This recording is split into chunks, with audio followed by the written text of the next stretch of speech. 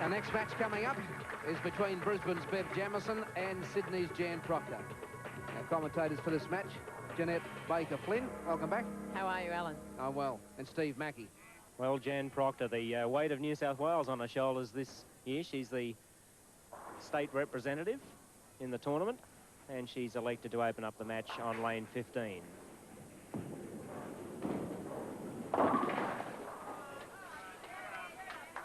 Jan is a very tough competitor. She's very solid, very direct. That ball going fairly straight down the middle with a little bit of speed and breaking up the pins and consequently leaving her the 3-6 on the right-hand side. Well, Jan's moved way across left on the approach there, quite a long way left actually, to cover these two pins, and that's a terrible opening. Well, this is Bev Jamieson. She comes from Browns Plain. She's a dressmaker, 278 her highest score. She won the Brisbane Masters in 1982, runner-up in 1987, has represented Queensland for a number of years, and she comes from the Clayfield Centre. When she's not bowling, she's doing a lot of knitting. And a lot of splitting, I might say. She's left the baby split there in the opening frame, and again pulling the ball left on that opening shot. We'll see it go way left here, and no pin action at all. Once again, as a reaction of just placing the ball on the lane instead of giving it a little bit of authority, a bit more swing, and consequently roll.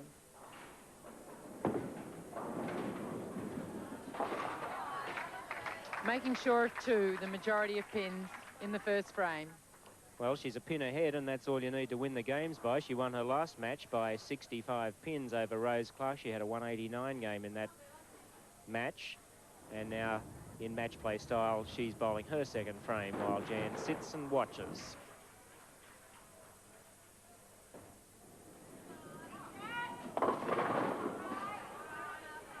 Again, getting the ball down early, but at least she broke up a little bit of the mess then, leaving the two pins in the right-hand corner, which for a right-handed bowler is a fairly direct shot, using as much lane as possible across, the ball connecting, if possible, with both pins.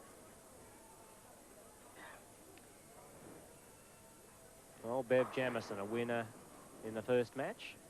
An errorless game last year when she had a 195, but lost to the eventual winner, Jo Ellen Day. And a good confidence-boosting spare in the second frame. This is Jan Procter. She's a training officer at Sunshine Homes in Sydney. Her highest score, 278, and had a big year in 1981, where she won the World Cup Grand Final.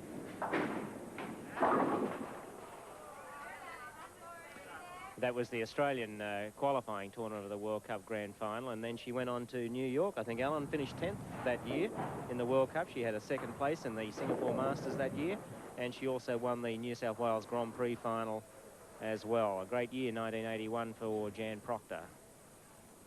She's hoping, of course, 1987 is going to follow likewise. She's won a Grand Prix tournament this year in Sydney. And that average that she won the tournament with, Jeanette, I think was 210. Were you in that event? I'm not sure. Yeah, I thought I bowled pretty well. I averaged 209.9, but right. Unfortunately Jan won one more game than me and beat me in the final. Well, that was why I brought it up. Thank you. Goes to verify that when Jan's locked in, she can shoot some really good scores.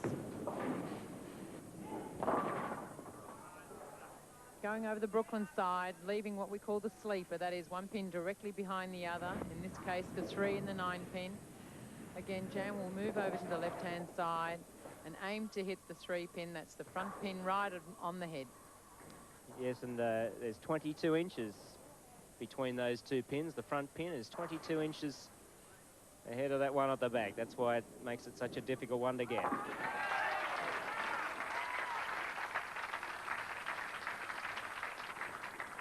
Jan making it look so easy. She stays very low, gets the ball down very, very early, as we see there. Well, we're back with Bev Jamieson now, and needs 8 pins or more to still be the leader in this game. Beautiful ball by Bev then. shooting what we call an outside line that's close to the right-hand side. The ball just coming up, rolling in there, picking up the revolutions, going in, hitting the 5-pin beautifully, not much deflection, and consequently getting the strike. Yeah, well, that was the best ball we've seen Bev Jamieson bowl. That was a beauty. Let's see if she can do it again.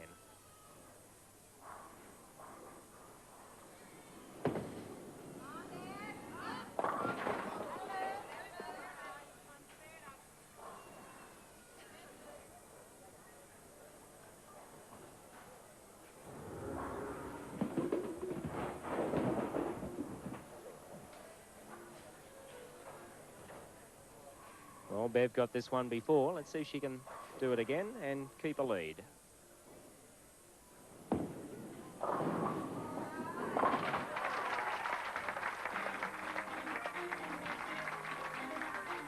You're watching the 1987 Goldpin Coca Cola Classic. And at the end of the third frame, it's Bev Jamieson leading Jan Procter by 3.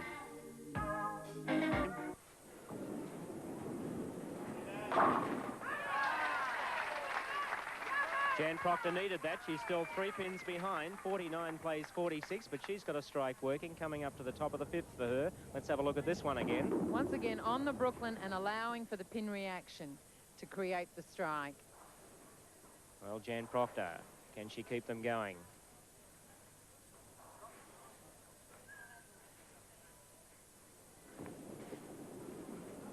Oh, yes, lucky break. That time going for the pocket side, the right-hand side of the head pin. A very late fall on 2 pins there. Rolling up to the pocket, it's very high on that head pin, but that pin coming out of the gutter and taking the 4-7 on the left-hand side. Now she's sitting on a double.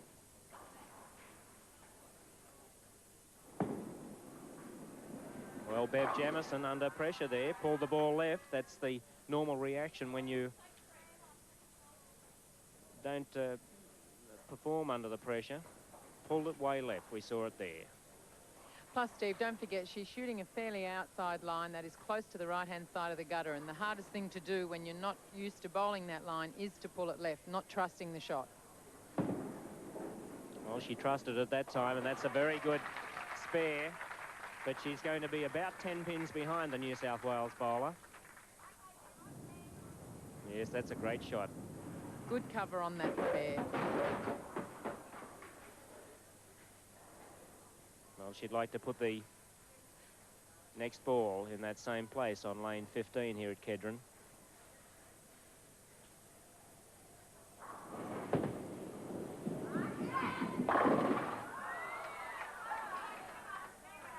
She did tighten up her line a little bit then, coming closer towards the second arrow. Therefore, the ball's going a little bit straighter towards the head pin, into the Brooklyn side, but not quite getting the break on that 6 pin, and there it stays on the deck. Yes, that pin jumped in front then and failed to get the 10 out. Well, she's moved way left. And she's got it covered. Jan Procter can make this a big lead now. She can keep on putting strikes here. She's at least 10 ahead, as we said, and could go to 20 or 30 pins ahead if she can make these next 2 a couple of winners. Good concentration.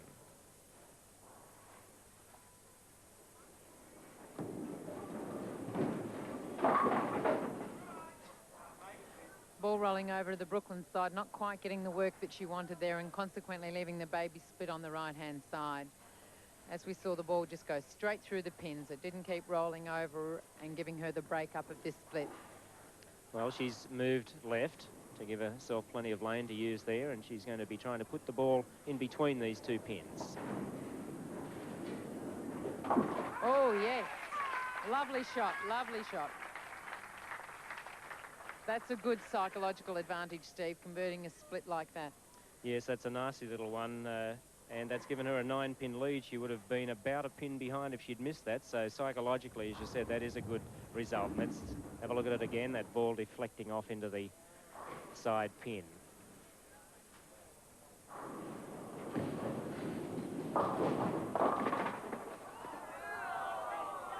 Not quite so lucky that time. Again, very high on the head pin. The pin coming out of the gutter and taking one of the pins, but still 9 safe. I must say, though, that Jan is one of the most accurate bowlers. You rarely see her miss the the front pin, and she has pretty good control of the timing, Jeanette. Absolutely. Very rarely see her off the head pin. She stays low, relies upon her accuracy, and consequently comes up with good, consistent 9 spares. Well, top of the 7th now for Bev Jamieson. She's going to be maybe 8 pins behind if she can get a strike here. Of course, a double will give her the lead. So an important time for the Queenslander.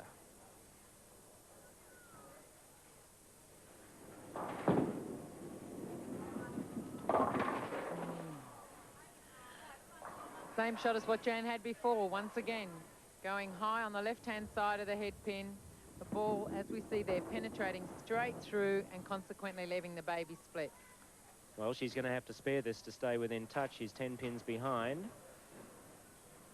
And must get this spare. I wonder if she... Well, there's the fingers squeezing into the ball. Good concentration.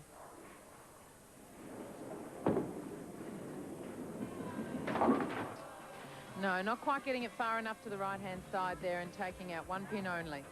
You're watching the 1987 Goldpin Coca Cola Classic, and at the end of the 7th frame, it's Jan Procter from Sydney leading Bev Jamieson from Brisbane by 10.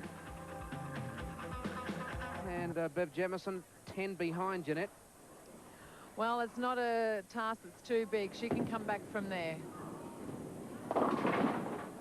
Oh, Nelly had the break in her favour and just about getting a strike out of that, but at least a little bit more roll on the ball and was able to take out the 10 pin, leaving her just the single pin on its own.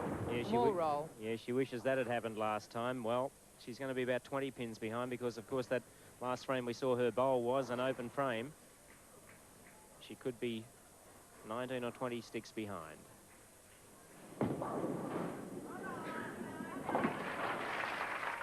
Good conversion there by Bev.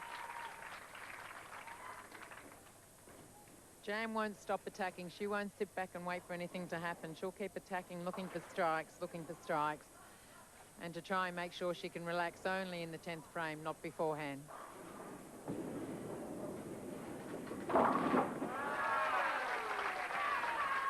Call in the bowling game as a nose hit. Alan, right on the front of the head pin, the place that isn't advisable for strikes, but there you go. There's the strike. Looks the same up on the scoreboard. I think Jan will take it. Yes, well, she's got a bit of a smirk still on her face up there. Better get back to concentration. Oh, yes. A much stronger ball on the Brooklyn side. Very hard to beat once she's in front, Jan. Yes, that timing is excellent. She rarely misses that head pin, and there's another strike for her. Crunch time for Bev here.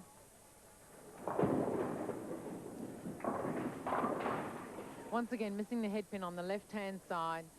Trying to make too sure of it, I think. Plus, with the heat and the humidity in here at the moment, as well as the pressure on one game, I think Bev's trying to tell herself not to grip the ball like a vice, but unfortunately the mind can play tricks, and therefore she's just simply just letting it roll off the hands fairly straight.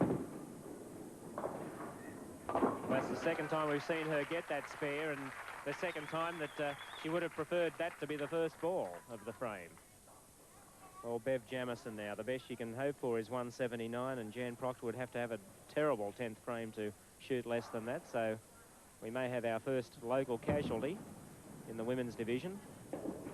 The winner of this match will go on to meet last year's South Pacific Classic winner, Sue Raphael of Victoria. Oh, nasty one. Trying too hard to hit the pocket, I think, and consequently leaving herself the big 4.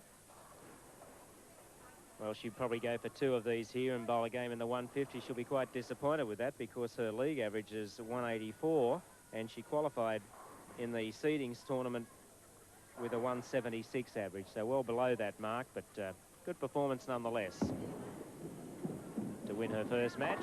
Oh. And finish with a game of 153.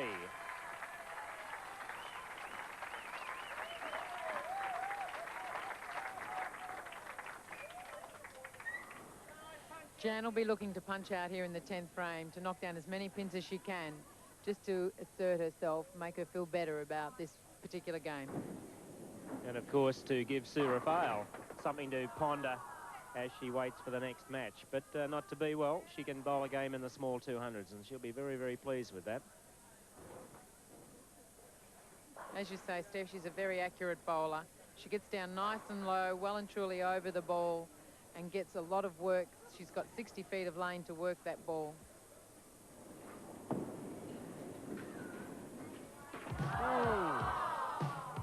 Well, I've seen it all now. Shading past the 9-pin to finish with a game of 190 and a win by 37. And New South Wales defeats Queensland. Sydney's Jan Procter defeats Brisbane's Bev Jamieson 190 to 153.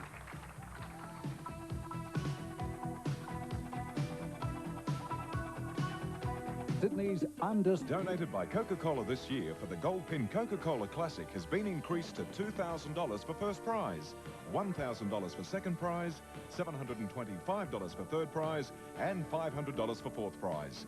As well, the winner will be flown to and from London in comfort and style by Qantas, the spirit of Australia. While in Europe, she'll compete in the 1988 British 10-pin Open.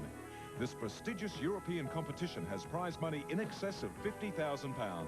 For some lucky competitor, playing in this event and the trip by Qantas is sure to remain the thrill of a lifetime. Well, New South Wales defeating Queensland with Jan Procter defeating Bev Jamieson. Well, Bev, you won your first match and that's the end of the road for you. Oh, well, that's the way the game goes. You win some and lose some. Just didn't put it all together? No, you just didn't get the breaks. You can put good balls in and you get splits out of them and take raps. You know, just anything goes. It's just a silly game. Okay. Well, this is not a silly check. There's $200 for your troubles, and thanks for playing in the tournament.